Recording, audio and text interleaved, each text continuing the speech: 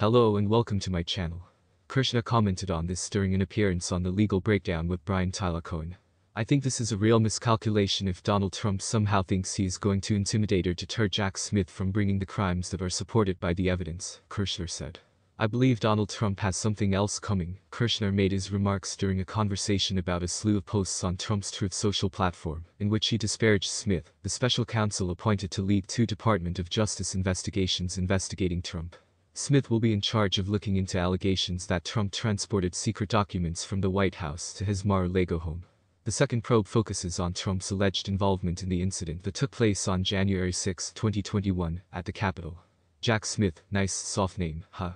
A political hitman who is totally compromised, shouldn't be allowed near our already highly weaponized and corrupt Justice Department and FBI, because they are stuffed with, and listening to, radical left monsters who will cause difficulties for our country the likes of which we have not seen before, Trump wrote in a recent Truth Social post. Trump also made comments about Smith's family in other posts, including one where he highlighted Smith's wife Katie Chavigny, and featured images of her cheering President Joe Biden's victory in the 2020 election.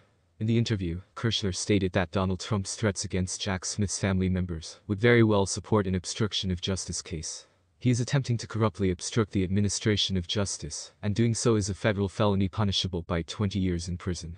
It might also be considered interfering with or obstructing a government employee or official's performance of official duties. After the previous president posted about transferring documents from the White House to Mar-a-Lago, Kirshner made similar remarks about Trump this week. When are you going to break into Bill and Hillary's house in pursuit of the 33,000 emails that she destroyed after getting a subpoena from the U.S. Congress? When will you search the houses of the other presidents for the numerous documents they brought with them, but did not do nearly as openly and transparently as I did? In a post on Truth Social, Trump questioned. Trump simply stated that he took the materials openly, transparently, and consequently knowingly, Kirshner responded.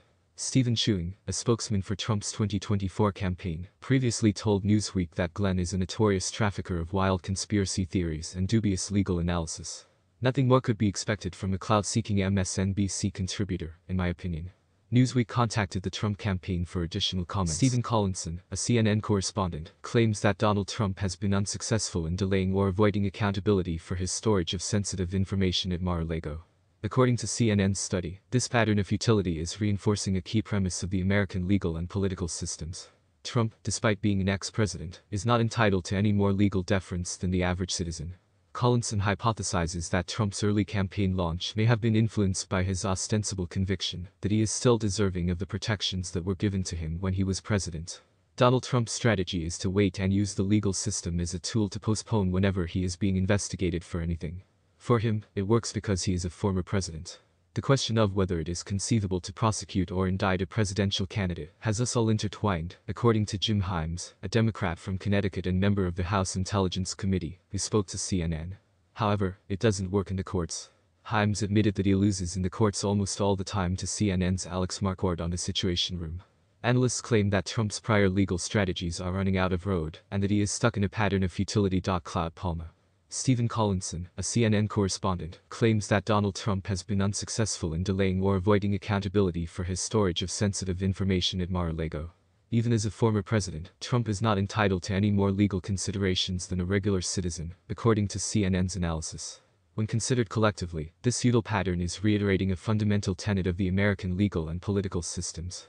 Collinson hypothesizes that Trump's early campaign launch may have been influenced by his ostensible conviction that he is still deserving of the protections that were given to him when he was president. Whenever he is being investigated for anything, Donald Trump utilizes the courts as a tool of delay, and for him it works because he is a former president.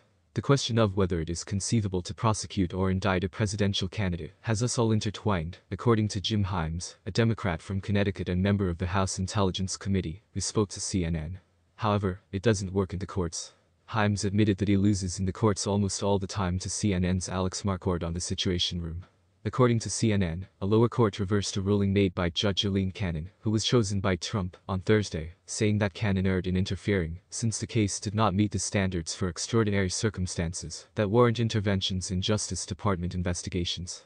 Cannon had assigned a special master, a third-party authority, to examine the papers taken from Mar-a-Lago. The court ruled that although while it is unusual for a warrant to be carried out at a former president's home, this does not alter its legal analysis or give the courts the authority to get involved in an ongoing investigation. Thanks for watching.